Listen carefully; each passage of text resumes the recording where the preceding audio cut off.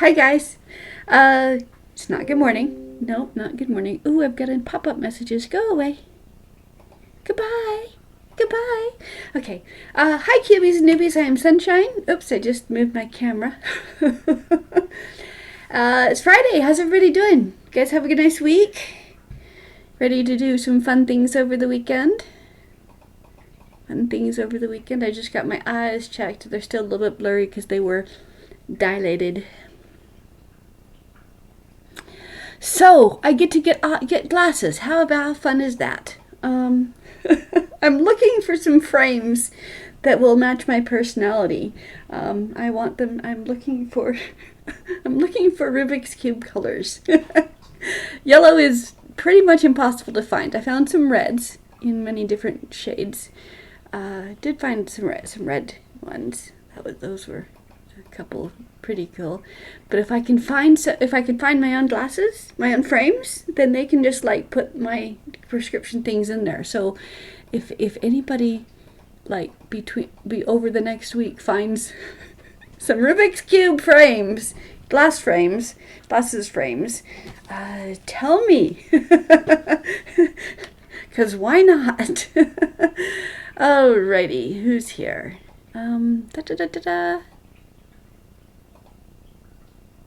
I see a couple of names that I don't recognize. So hi, if you're new to my channel, I am Sunshine. I am the creator of the ABCube method for solving Rubik's Cubes. That's this right here. There's Formula A is 4 moves, Formula B is 8 moves. And with that, you can solve any order of complexity Rubik's Cube. This cube is solved as easily as this cube or this cube, because all of them are done with just Formula A and just Formula B. I've revolutionized the solving of the Rubik's Cubes. So instead of I went in the different direction. Instead of going for who can be fastest, I went for what's the easiest way to learn it? What's the easiest way to teach it?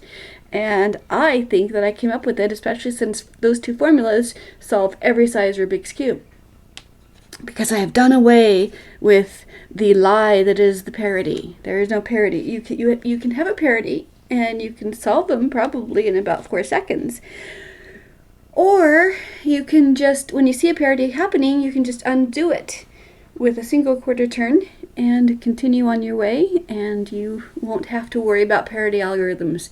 So I don't teach parity algorithms to the people that I teach. I teach brand new beginners, people who think that they can't solve the Rubik's Cube, people who've tried and have given up.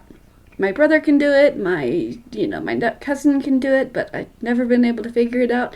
I can teach them. I can and do teach them, which is fun for me. I have been cubing since the early 80s when they first became popular, not when they first came out. My brother had it a couple of years before then. I was totally baffled. My brain did not work that way at the time. It was a 3x3 that he had, and it was all scrambled. And I said, so how do you play with this? And he showed me how you could turn, what Erno actually invented was how to hold the cube together without it falling apart. And it blew my mind. And I'm like, oh, well, show me how to solve it. He said, I don't know how. Okay. That was back in late 70s, before it became popular, when it first came out. Because he had been to Germany, which is not where they came out. I'm not sure how he got one of the earlier ones. Anyway,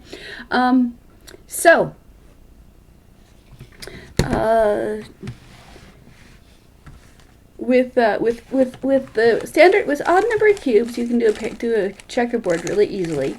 But with even number cubes, you can only do it on 4 sides or 2 sides. You can't do it on all 3 sides. So you can't make an even cube match an odd cube, but you can make an odd cube 3, 4, 5, 6, 7, 8, 9, 10, 11, 12. You can make an odd cube match the even cubes by doing it on only 2 sides. Can I switch which 4 sides they are? I think I can. There. So, ta-da! Wait, That's not right. Okay. Anyway. So, good afternoon, good evening. How are we all doing today? If you're following me, great, thank you. If you're not following me, that'd be awesome. I'm trying to figure out how to put a donate button and get subscriptions, but I'm old and technology befuddles me. So I've got to figure out how to do that.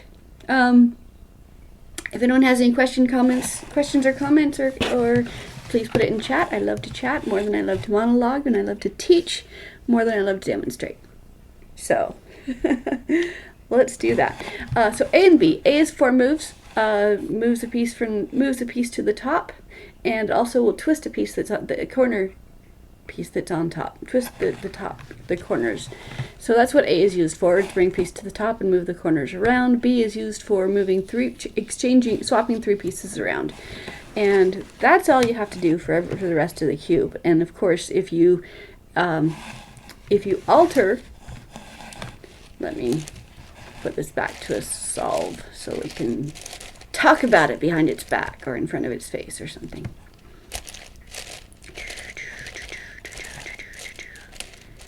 Okay. If you do, come on, that's not going to do it. What's going to do it? No. Let's go this way. No. All right, I give up.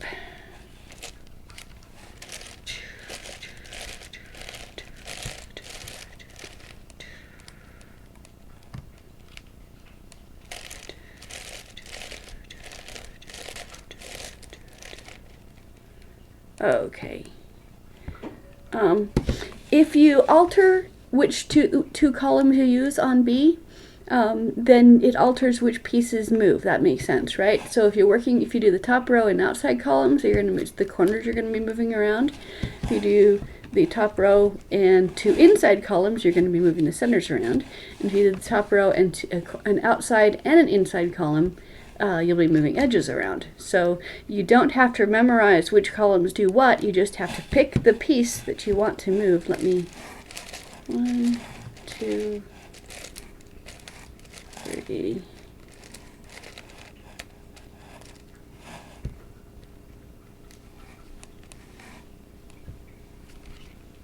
I forget. I'll do it. But so you pick the piece that you want to move, and then that piece determines which columns you use, because the first column is where that piece is going to end up, and the second column is where that piece begins.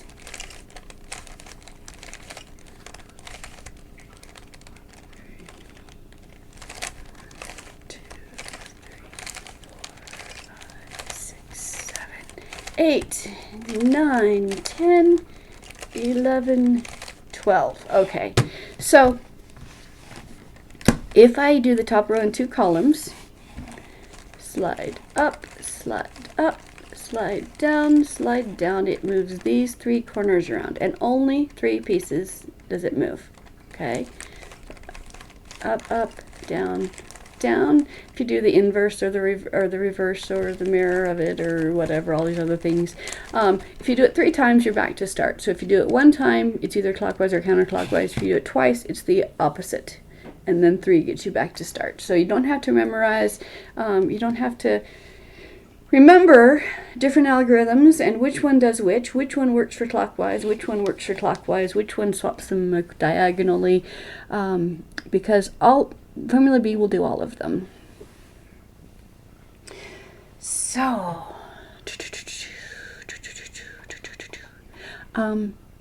here's a fun pattern that I like, that I created this pattern back in the 80s. I call it softball, and when I created it, I didn't have A and B, and so I didn't do it this way. I just put it into the pattern and wrote down meticulously every move that I did to get back to solve, and then I memorized it. Big old long algorithm. And so then I could do it. But now that I have Formula B, this is done with 7 Formula Bs. 4 for the corners and 3 for the edges. So one top row, 2 columns. First I'm going to do the corners. So slide up, slide down, slide to the top, and undo it again with your first row for formula B again. So it's B, slide, slide. Then we go upside down and sideways, and we do that again. Slide up, slide down, slide the top, B again. Hi, kitty. And slide. Again, that's what that looks like. This. It's got a stripe along the middle, and it looks like that. Then, without turning the cube, I bring my left side up, and I'm going to do a B for the edges, which is going to move these 3, and then I'm going to put the left back down. So I go up, down, and then I lower my left again, and then I do upside down and sideways so that the piece that was on top back is now in the left spot again. I bring it up, and I do 2 more formula B's for edges. So I go up, down, up, down, and then I lower the left again. And this I call this softball because it kind of looks like you've got 2 pieces of cloth that fit together around a shape in the circle. So you've got the blue, green, and white goes all the way around these 3, and you've got the red, orange, and yellow goes all around these 3, and so this cloth fits with this cloth, and it kind of looks like a softball. So that's why I call it softball.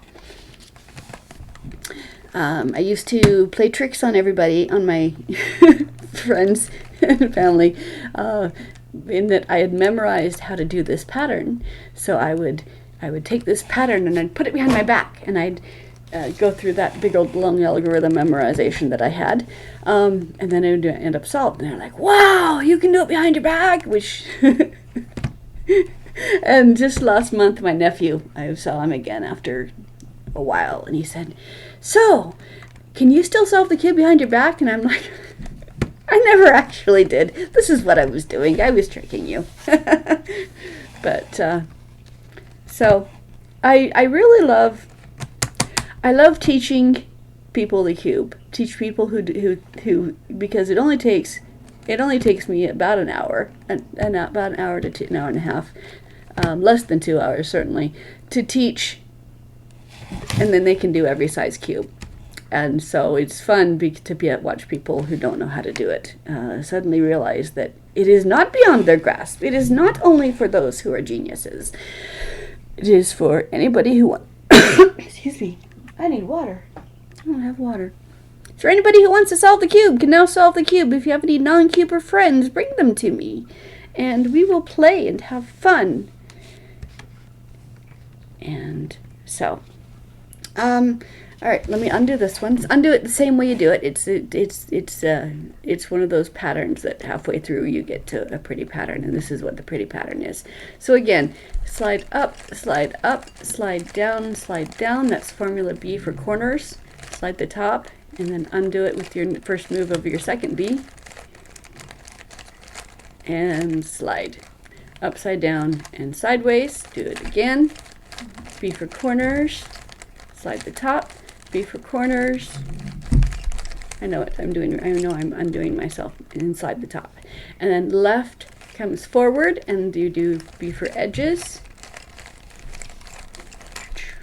Left goes down, and then upside down and sideways, and that piece is in my left spot now. Bring it up, and 2 more formula B's. Up, down, up, down, and lower the left, and we are good. All right, so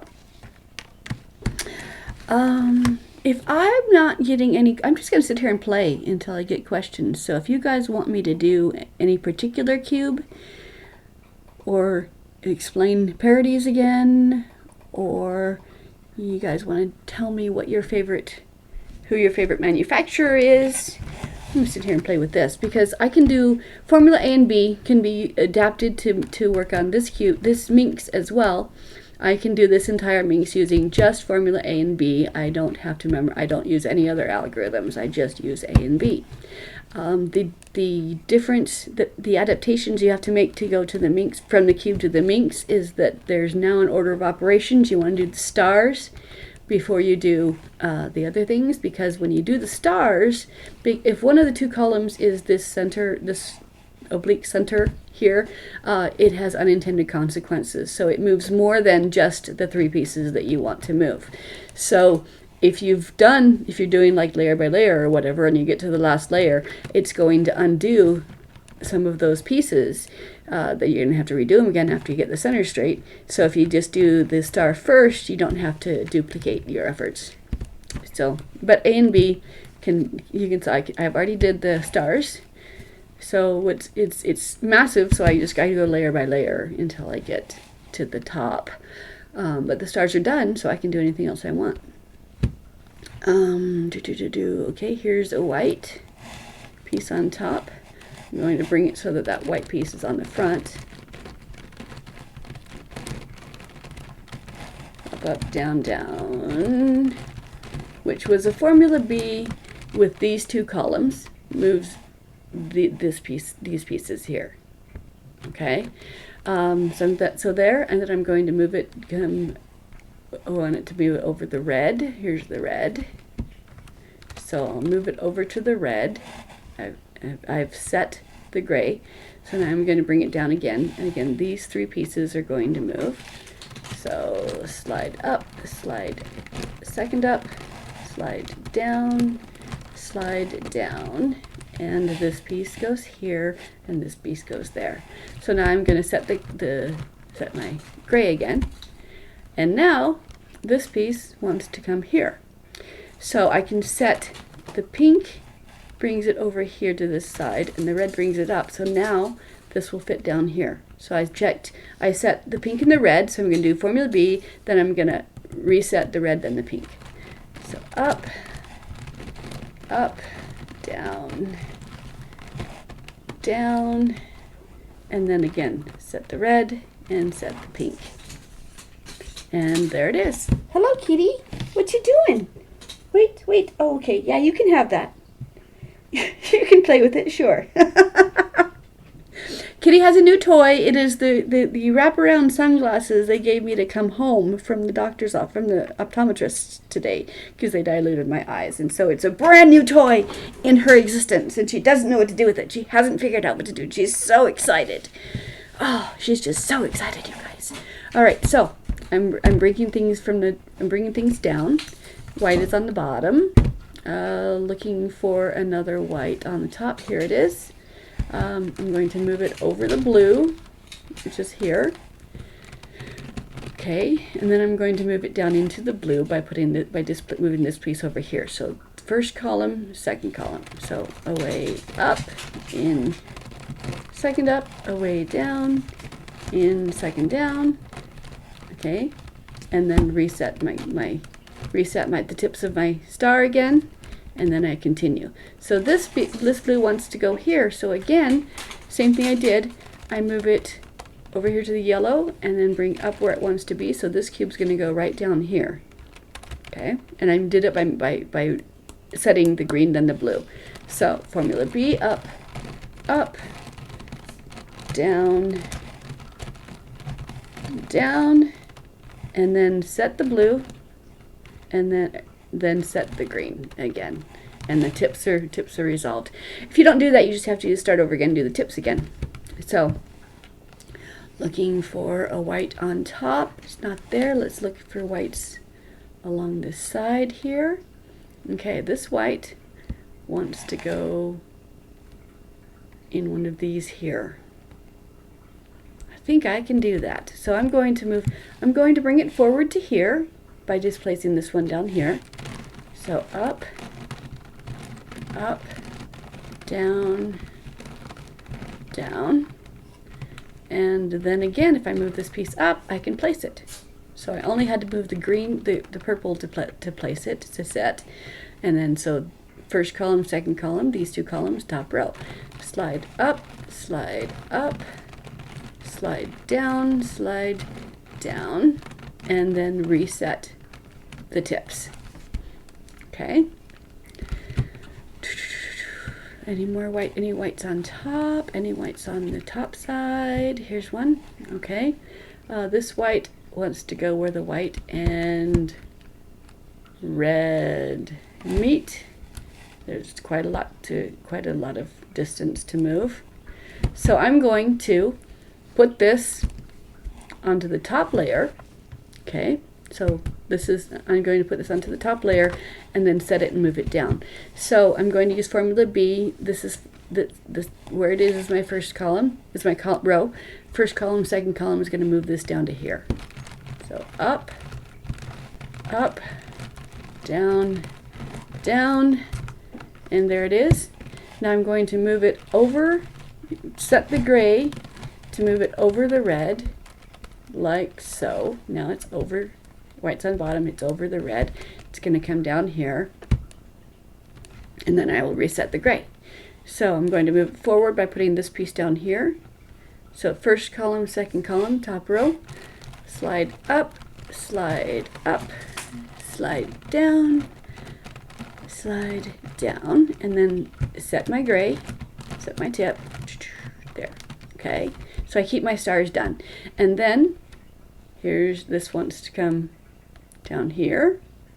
So move it to the side and bring the side up, and formula B will place this down here, and then I will reset the red, then the yellow. So first column, second column, slide up, slide down, and then set the red side, set the yellow side, and the white edges are coming. Now it doesn't matter, once I've done the stars, it doesn't matter what order I do it. I happen to do the corners at the same time I did the stars, because I was demonstrating how it is similar to how those are the pieces that you can see on the smaller cube, the smaller minks. But you can do, once you've done the stars, all of these, any one of these other, either the centers or the edges or the corners can all be done in whatever order you want them to. I do the corners first so that it's easier to place the edges between the two. The points in the corners, and then it's easier to see where the pieces go. But you don't have to do that. You can, I have also done it layer by layer until you get to the top. There's the only order of operations is you got to do the star first, unless you want to duplicate efforts. So here's a white. It wants to be over here where the white and green is. So again, I'm going to move it to the gray side. Up, up, down, down, and then, oops, sorry, I'm going to move it forward because I want it to be on the front side, not the top. So, you know what? Forget that one. I'm just going to work with the white and orange, white and yellow. So this one, move it above where it wants to be. Okay, so it wants to come down here. So I'm going to move it down here by placing this one over. So first column, second column, top row, slide up, slide down, set the top, set the gray, there you go. And now again I can move it to the side and bring the white up so that I can place it between. First time chat, hi, let me place this piece, and then I will read from you. Okay, so your name showed up in purple, and purple on a black background, my eyes cannot read that yet because they're still dilated a little bit from the optometrists. So okay, I'm going to place this top row, 2 columns, first column, second column. First column is where you want it to land, second column is where it began. So up,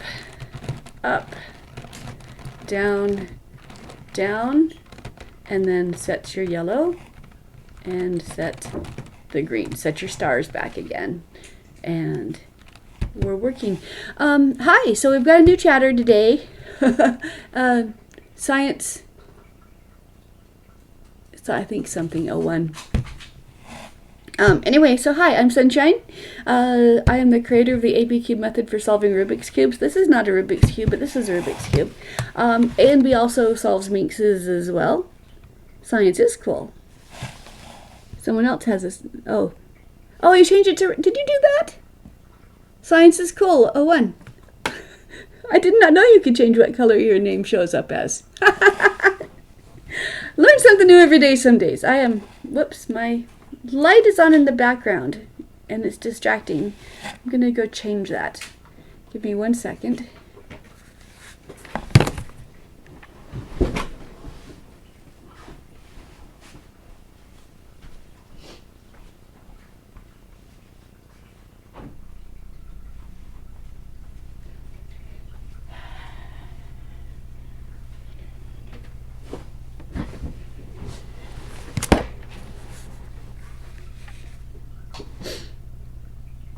Okay, if you found me, I'm assuming you're a cuber, because I haven't really marked myself in any other topics yet. Okay, and most cubers are speed cubers. I am not a speed cuber, unless it depends on how you define a speed cuber. How I define a speed cuber, I'm a speed cuber, but my average is about 1.5 minutes on the 3x3. However, my average teach time on the 5 and above is 1.5 hours to 2 hours. That's how long it takes me to teach someone to pick up any size cube and put it down solved, if they don't care about speed, because it's just A and B is all you need. Formula A brings a piece to the top, and Formula B moves 3 pieces around, and that's all you need to do to solve every size Rubik's Cube. You can check me out on my bio here. You will see that I'm listed on Wikipedia for the professor on the Professor's Cube page, which is the 5x5 cube. Kitty, oh, you are so clever. Oh, you are so clever. So yeah, I created this method. I published it online in 2020. I have my fingers crossed about trying to find an agent so I can get my manuscript published, because I am old and I want to hold it in my hand. So we'll do that. But yeah, I'm on. You can find. I've got a YouTube channel. I've got my sorry, I'm pointing with my finger where you can't see it. ABCube.how is where you can find me online. That's a typo. That W is supposed to be a dot, but you don't really need the www dot. You can just type in abcube.how and get there. I'm working on it. It's a little bit inelegant, and I'm working on it. I'm going to try to change that, but I'm old. Technology befuddles me. So anyway, yeah, you can find me on, I'm on, this method is listed on speedsolving.com. And like I said, I have Wikipedia, I have a YouTube as well. So check me out. But yeah, Formula A brings a piece to the top. Formula B moves 3 pieces around. And that's all you have to do. Because parodies are lies, and you can solve them if you want to, or discover all parodies are caused by the same thing. Doesn't matter what they look like. They can look like these two side by side, which happens more frequently when people pair up their sides and try to do a reduction method. You average around 45 seconds, 46. I'm just here to watch and try. Watch and learn. Well, this is great, because if you've got any non-cuber friends, my method helps increase the intuitive understanding of the cube. If you want to be able to intuitively solve more before you start to get into your algorithms, so I don't make anybody learn that this is L is for left and R is for right, and right clockwise is parallel to left counterclockwise. I don't do all of that. I just say, well, go check me out. I just say, it's like, okay, we're going to do the corners, because every cube has corners. So whatever cube you have, it doesn't matter. You have corners, and so we're going to do the corners first, and then we do the corners, and then the 3x3 is done. A again brings a piece to the top. B moves 3 pieces around, and on a 2x2, there's no question what those 2 columns are. They're the outside columns. When you get to a 3x3 or a 4x4, the outside columns move the corners, and the outside and inside move the edges. So if I do Formula B on the corners, slide up, slide down, it moved these 3 pieces around, and it did not change anything else. So doing the second 4 corners is exactly the same as doing the first 4 corners, because you're not messing up your first 4 corners when you work on the second. So doing it once does clockwise, doing it twice does counterclockwise, and doing it 3 times gets you back to where you start. So if you're rotating the top in between, that's how you can flip the corners as you're going along. Still use the beginner's method. Okay, and then if you use it outside inside, then it moves edges around. So if I want to move this, it's hard to see my colors on blue. If I want to move this yellow-orange piece down between the green and orange, if I want to move this over here, then I use the top row, and the first column is where it's going to land, second column is where it begins. So I start by moving it away, up, in, up, away, down, in, down.